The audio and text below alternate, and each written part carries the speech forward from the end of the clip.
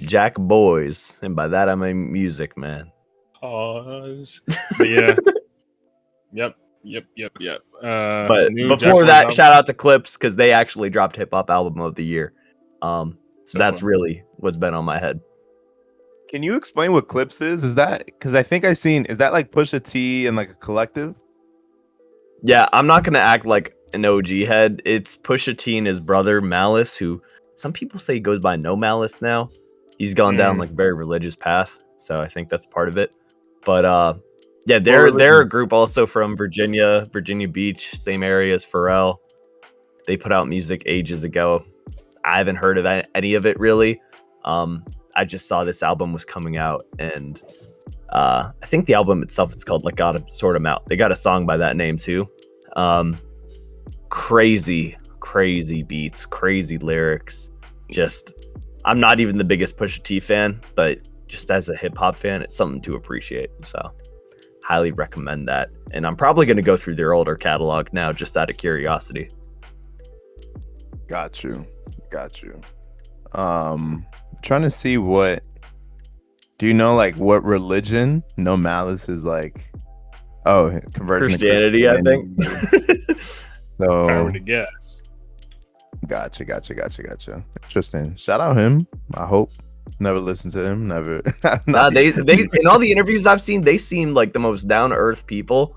Like they just talk about whatever. So shout out to them.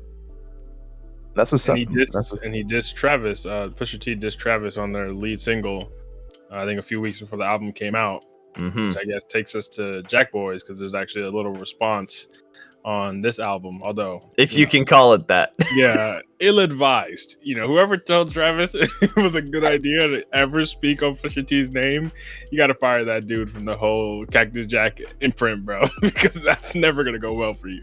But we're not gonna spend forever on this album. We don't really do in-depth reviews like that, but. Just quick thoughts. What do you? I know Eric, you haven't checked it out, but what do you think about the album, Alexi? I mean, I'll say up front, I've been a big Travis fan really since Rodeo. So I know what good music he puts out, and then I know what bad music he puts out.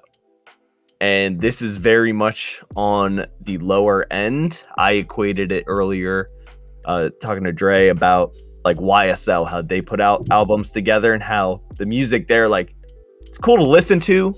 Like there are some songs I like, but then a lot of it is just kind of there. And I'm probably, if I hear it when I'm out and about, cool, but I'm not crazy about it. And so this album, it kind of gives that energy to me. It also gives the energy of like Utopia Throwaways before he did the big change after the Astroworld incident. So it kind of seems cobbled together in a way, but there are definitely highlights of Don Toliver, as we all expected. And even with Travis, I think there are still good songs and good ideas there. Kick Out, especially, although 21 on there, that is cursed. He should not be there. He should be off that. He should, he should have been avoided. Dumbo, I also like, as well as PBT, which features Tyla. And then I'm forgetting his name right now, but there's another artist at the end of it where the beat switches up crazy. Vibes Cartel. Thank you. And interesting. People are hating on that, but I'm like, do y'all just not listen to other genres of music? Because like me personally, I kind of like when there can be collisions like that. But also, I think I'm also in the minority of liking this album just generally. I think there's a lot of hate. Yeah, and that goes to the song "Shine," which has the very viral "wiggly wobbly wiggly wobbly wiggly woo." Which Eric, I mean, you've probably been on TikTok. You definitely seen this. You must have. But I did see that. That's the one. That's the one section of the album I could say I've listened. And it's to like, so far. look, first of all, Glorilla's on that, kills her verse. Second of all, like everything before these hooks, fire song, fire beat. Third of all, that whole thing is apparently a reference to an artist by the name of Shine from back in the day. I don't know him like that, but I saw a couple clips where he has an old song where he does that same thing, but like a more Caribbean style vibe, like wiggly wobbly, a little slower, not as crazy and Krusty Krab secret formula reveal. sounding, and so it's a weird song, but I like weird shit sometimes. So overall, though, project as a whole for me, it's like a firm 5.5. I have to say. And like people used to hate on like Huncho Jack Huncho is like some weird throwaway Travis album, but I think that tops this any day.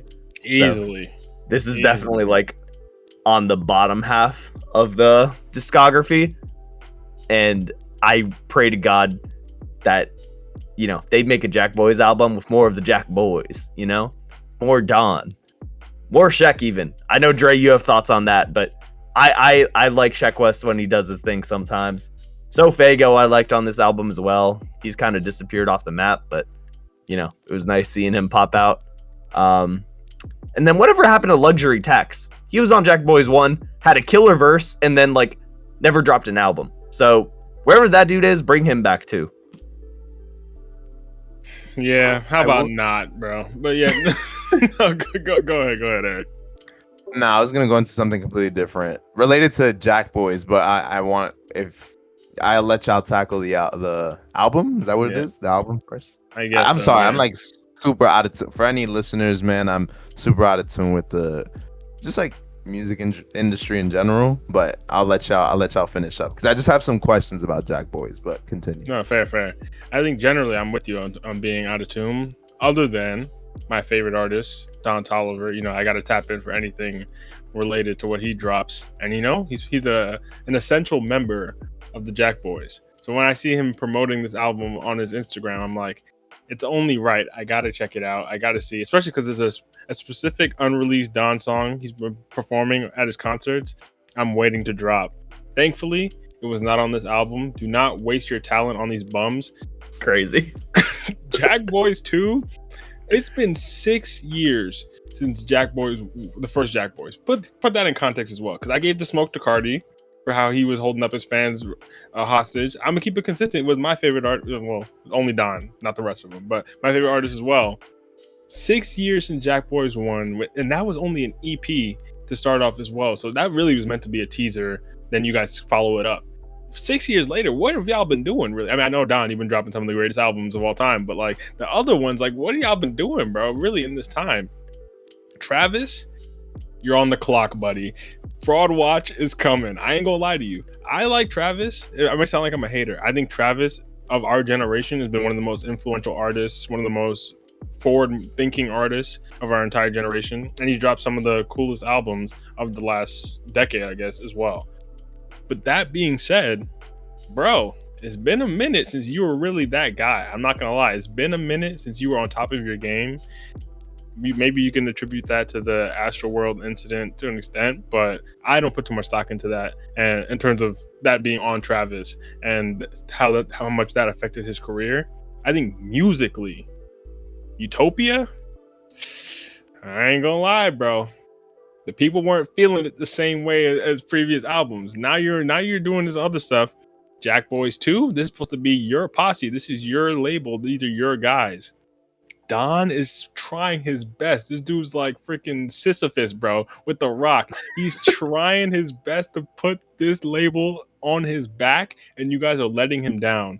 Most of this album is Travis throwaway songs that are terrible. The beats aren't even that good. I appreciate Travis for his beats. The production isn't even up to his usual standard. You got all these Playboy Cardi throwaway beats that sound like trash. You got the dude even coming on yelling on. I know that's a big Houston thing, having the DJ yelling on the track. I don't like. Oh that yeah, I'm not a fan of that stuff. I don't. Only with Waka Flocka Flame, that song with him. That was the only time it was acceptable. But like, bro, if in the middle of a verse, I don't want to hear this dude yelling, bro. This is not the radio. I'm listening to an album on Spotify. I don't want to hear that crap. When DJs do it on the radio, I hate that too. Like, stop yelling. Well, that's how I feel about 21 on his verse. Yeah, or you can't even call it that. It is it is the hook, and then you just hear 21, Star Gang. It's literally, like, what are you contributing? Why, and also, why is your audio louder than the actual like song underneath? Yeah, the mixing was terrible on that. The mixing was not there, so I'm with you on that. Sheck West, bro. I know you're trying to fight them one-hit wonder allegations, bro. You're losing that battle. So Fago, Go back, bro. We talking about Blueberry Fago, Lil Mosey, bro. I that dude may have allegations, so I'm not gonna bring him up. I actually don't know. Wait, what? Actually, I'm not tapped in enough. Eric, you might know better. Yeah, Lil Mosey had allegations years back. Since then, he was found not guilty of the charges, and like, as far as last I checked, he was like trying to make a comeback into the industry. But like I said, I've fallen out of touch with it, so I don't really know what's been going on with him. But yeah, so Fago, different guy. He was like popping during the pandemic. Like, Yeah, I remember he had, I think, some songs that were like produced by Tekka, or like at least like his big song that like blew up on TikTok. That's the thing. It was like, sorry, but like TikTok rapper is what it's giving at this point. So, people been calling him underrated also for like 5 years now. yeah. You can only be It's like- underrated for so long, bro. You Yeah. can literally only be underrated for so long. Otherwise, you're just unfulfilled potential. Like, you're just not the guy. You never became the guy. I know people were saying that, which is yeah. Go ahead. He's also from that like Cardi clone like era. Like, I know people won't talk about like I know now like the big names are like Ken Carson, like Destroy Lonely, like Trash. But before those two guys were around, I know Fago was the one that was kind of making noise. But from that, you know, like he's not on that, as far as I know, like that little like vamp vibe, that demonic vibe. I ain't gonna lie. Yeah, you dodged a He's bullet with that trapped one, under Cactus Jack, man. Yeah, you dodged a bullet with that one though. I'll give you that. Saw Baby was on this album too. Terrible verse, absolutely terrible. Who else was on this? Glorilla, missed me with that, bro. Who else? Was Nah, on come on. this? The Yeah, Amber come Alert on, bro. line. The Amber Alert line. The Amber skipped that song line, bro. That dude, that girl was trash, bro. Vibes Cartel. You know, I grew up on some Vibes Cartel. You know, I got a little soft spot for that. But that song, it felt like it was cool. It was cool. I didn't. That's love your it. girl too. Yeah, you know Tyler. But that I ain't gonna lie. That felt like it felt like the song would have been better without Travis, because it's not really his bag. I can appreciate him trying to dip into that bag. It's kind of like what Drake does. It sounded like his old bag though on like a DJ Khaled album, where he'd be pulled in for features like that. That's what that song reminded me of. I can see that, but I'm hearing him saying like "pon me" and stuff like that, like little phrases like that. I'm like, Travis, bro, I know y'all don't be saying that in Houston, bro. Like, let's keep. He's on the Drake wave now. Remember? Yeah, exactly. So is it like reggae? Like, that song is like got a little of the Afro beat, and then transit. There's definitely some Afro beats, like Afrobeat, dance hall vibes. Yeah, then it switches into a dance hall because Vibes' verse has like a different beat, like a slightly different beat. For his tempo like doubles or something. Yeah. I'm thinking though, isn't it crazy to think that like, because I'm picturing what Travis's fan base is like. This is probably a lot of people's first time hearing about Vibes Cartel, which I think is interesting. But I know he had at least the New York streets in the chokehold back in like the 2010s. I know he did some like jail time, I'm pretty sure. And like he's been recently out, so that's probably why he got added to this album, because there's been, I know, some slight noise about like his jail release.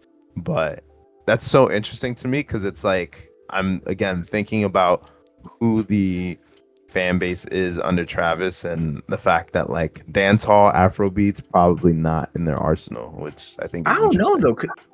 That's like gotten bigger, like I would say the past 3 years universally. I don't know if it's just because I follow music a bit, but it certainly seems like there's been more influence. So for sure, like Burna Boy, I know is like probably the biggest name out there. But like Vibes Cartel, that's like an OG, at least OG like to our generation. Like that's an OG in our generation at least. I think the timing, because of when he was in jail, makes it. I think he missed that wave, so it is kind of tough.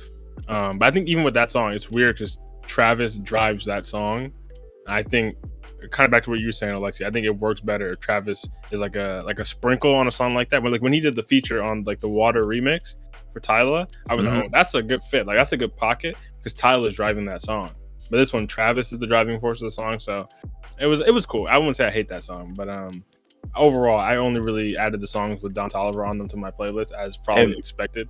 What you think though of the new Cactus Jack signing, Wally the Sensei? He performed with Don on that song "Can't Stop." He was cool. He was cool. I wouldn't say I didn't like. He didn't blow me away. It wasn't like. It's kind of like when Don came on Can't Say all those years ago, where I was like, oh, this guy blew me away. I was like, whoa. I feel like Got you. Yeah. it wasn't like that kind of passing of the torch moment, but I didn't think he was trash like some of these other guys. Like I actually went to his Spotify page. I didn't listen to anything, but I was like, who's this dude? He had an interesting name too. I definitely want to check out his stuff and just see more of what he's done. Yeah, that's an interesting new signing. But yeah, it's been such a long time since Jackboys won, which is like the main thing for me, where like all this time, all this build up, all you guys like working on your craft. Well, I can't say all because what has half of them been doing, but it's just kind of a letdown in that sense. I gotta rate this like a like a 3, like a 2, 3. 2 is crazy. 3, I can understand a bit more. If I only say 4 songs out of 17, it's like around 25%. Probably a little less than 25%. So 2, 3 is like probably not that it's that black and white when it comes to rating. I do gotta spread hate on one song. That song Florida Flow, that last one. Oh Kodak. My god, bro! I forgot about that. That was atrocious. And it's like having an almost 6-minute song like that. It was just terrible as an outro. No time track. Like take that off. Just artists like Travis and Kodak should be on any song longer than 4 minutes, bro. That's just criminal. It should never happen. Maybe Travis if he's just like crooning for like 5 minutes. That's one thing with the auto tune, but Kodak, bro, hell no. Kodak, it's like you gotta have short bursts. I feel like perfect Kodak song, Brother Stone, done. Perfect, that is one of like the best songs I've heard from the two of them. I think the utilization is no. I agree. I think it's a perfect back and forth on that song. But Eric, I know you haven't, although you haven't listened to this one, you listened to Jackboys 1 all those years ago, and I don't know if you liked it, didn't like it, but clearly it hasn't been enough to get you interested in Jackboys 2, like that anticipation. So what were your feelings about that? Yeah, I mean, it's less about like I liked Jackboys 1. It was also during a different time in my life. That sounds mad weird to say out loud, but like, long story short, I've been very open, like, just been like kind of off of a lot of music in general, like, and just been, stopped listening to hip hop, or at least like a lot of the hip hop that I used to listen to. Really just like a faith-based decision. That's why I was kind of asking questions about Pusha T's brother, whose name I'm again blanking on, so my fault on that. Malice. But yeah. So it wasn't really like the fact that I didn't like Jackboys 1. I think I've just been, like I said, out of tune with the music industry as a whole, and so that's why. But I did like Jackboys 1, and if I could speak on that a little bit, like, I will say it's interesting to see that a lot of the same names are popping back up, like Sheck West, like who, like Don, obviously I know he's still around, and trying to think of other people. The first Jackboys was pretty, like, there weren't a lot of features. I think the only like non-Jackboys artist that was featured on that album was Pop Smoke, if I remember correctly. So I think Migos were on it, I think too. At least Quavo. Oh, I think that was on it too, I think. And did that have the Highest in the Room remix with Rosalia and Lil Baby? Yes, that's another combo. Rosalia, Travis, underrated combo. But yes, it did. That's funny, and that's, if I remember correctly, that was like before Rosalia like really like popped off on her solo career. At least like made it like mainstream. But yeah, Jackboys 1 was great. There's a lot of songs that I can still think back to that I really enjoyed. Like there was Gang Gang with Sheck West. I'm not I wasn't like big on Sheck West, but I thought that was a good song. Yeah, Gang Gang with Don Toliver, you mean, bro? Don carried that song, but continue. No, he did not. I'm with the gang. Sheck West did his thing, and to be fair, there was that one song. It was it was Fiend on Utopia, which had a Sheck West verse that actually went crazy, but they took it off for some reason on the Spotify version. So like, let's put some respect there, man. Sheck West can do his job. Yeah, show me the Sheck West album, bro. Mud Boy. I remember that. Like that was like his little. He's got that song Spaceship. Is that on My Boy, or is that? No, that's on Don's album, I think. I have no clue. I just remember Mudboy was like, he had oh nah, this dude was terrible, bro. Like, I'm not gonna lie, he had his moments, but like he had a song called Kyrie, and for some reason that was like one of his most popular ones, but it was just him being like balling like I'm Kyrie, Kyrie. I was just like, fam, what are we What is doing, that, bro? man? Like, what is that? Yeah, he was really He's just got like a song on alive. there called Danimals. Like, No way. he's That's a very insane. unserious artist. Like, he's just very unserious, which is cool. But like, I think, to be fair, from the get-go, I think he was like, oh, I want to play, or he tried playing like pro basketball like in Europe or something, right? I think it was Africa. Maybe it was Africa, yeah, Gotta be. somewhere. Or Europe. Maybe I'm confusing him with J. Cole's attempt to go pro as well. Then Oh, J. yeah. Cole- Well, that was also a thing. yeah, that Yeah, was also yeah, around that time period. And yeah, very, very interesting. And yeah. But yes, I actually liked his verse on Gang Gang, and then there was Gotti. At first I didn't like it, but it grew on me over time, I remember.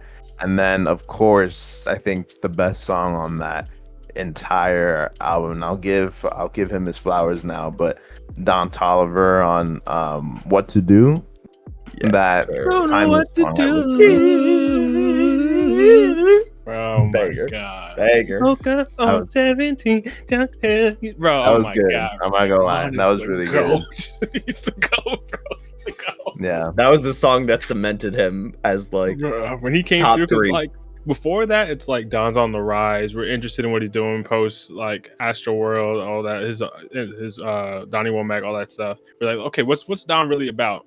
Then on Jackboys, the fact that he was the standout on the album, especially on that song, I was like, okay, this guy's to the moon, bro. It's to the moon. This great, and especially with Travis's hype at that time too. that was peak Don, That's peak like- Travis, bro. That's peak Travis and Yeah. Don on the rise.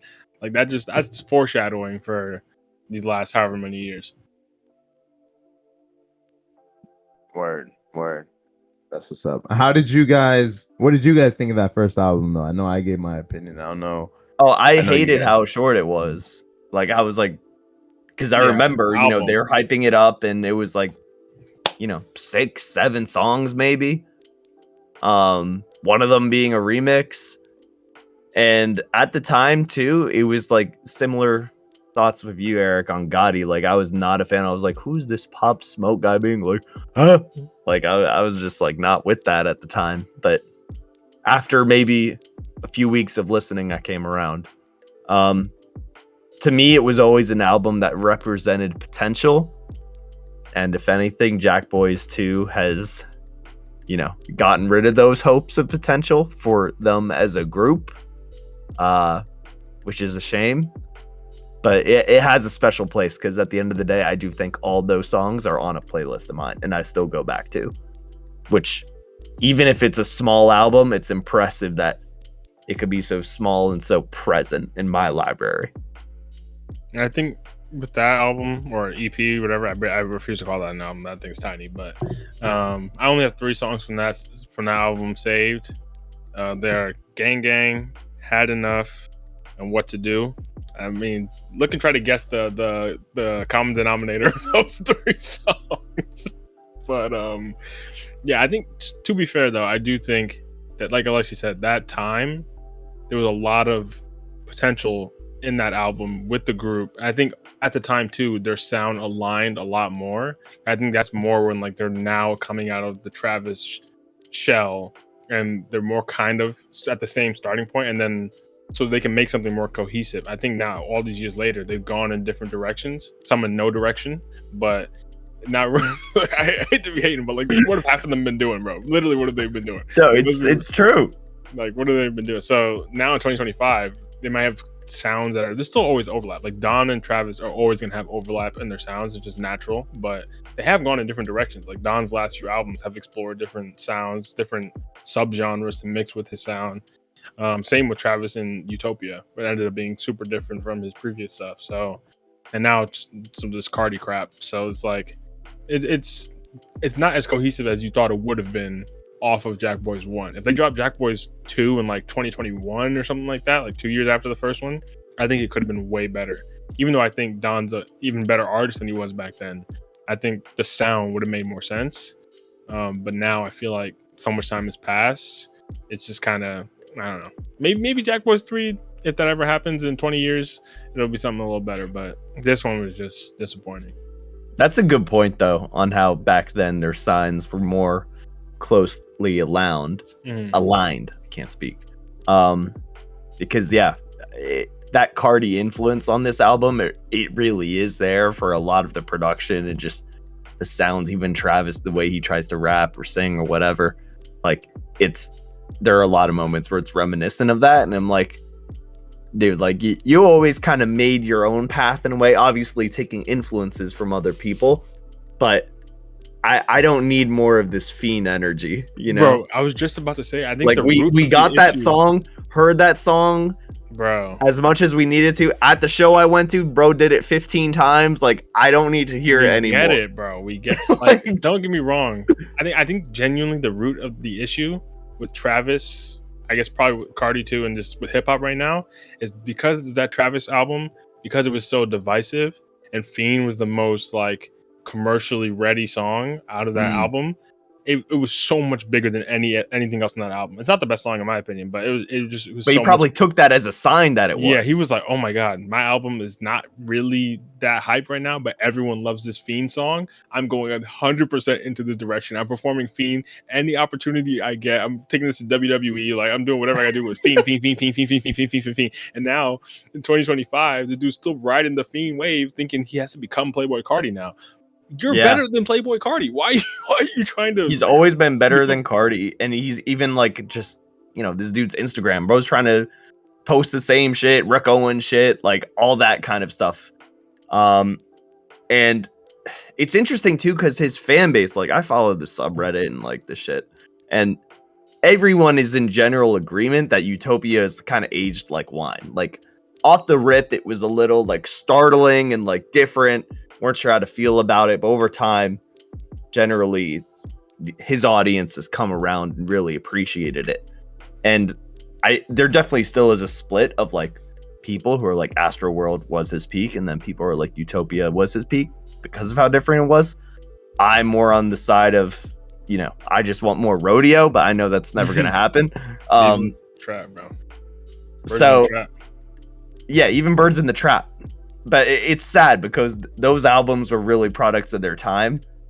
And it just like, I don't see him as being the same, having the same fire to like innovate in his music and like make his own sound as he once did. I mean, even Utopia, which has that unique sound, I mean, it came out that like, you know, there were different people like, I think it was Casey who was behind one of his biggest songs, like the sound of it and the melody and the lyrics, and then the production of another song attributed to someone else. And it's fine to collaborate with people in music, but it's also then like, you know, you used to do all this shit yourself. You used to do this production for Kanye. Why can't you bring that back to your music? Fair. I know we said we were going to spend that long on this album. Yeah. But, it devolved in a whole conversation because I feel like this is just this album is just like a microcosm of hip hop and Travis's career in general. So I think, and you know, Alexi's the biggest Travis fan I know. So I feel like it was inevitable we dive into this conversation. And I'm the biggest Don fan I know, and you know, he's still the GOAT. He went crazy on this album. But if you guys want us to talk more about music, not that we keep up with every album like that, but just about like the state of these artists that like we grew up on or like big in their peak. I think we could do more like about a Travis retrospective or talk about his best albums, things like that. Yeah, we need to have discussions around A$AP Rocky, man. He's very close to Fraud Watch. You're on the clock, buddy. Like it's time. We need a sound effect for that, man. One of those soundboards.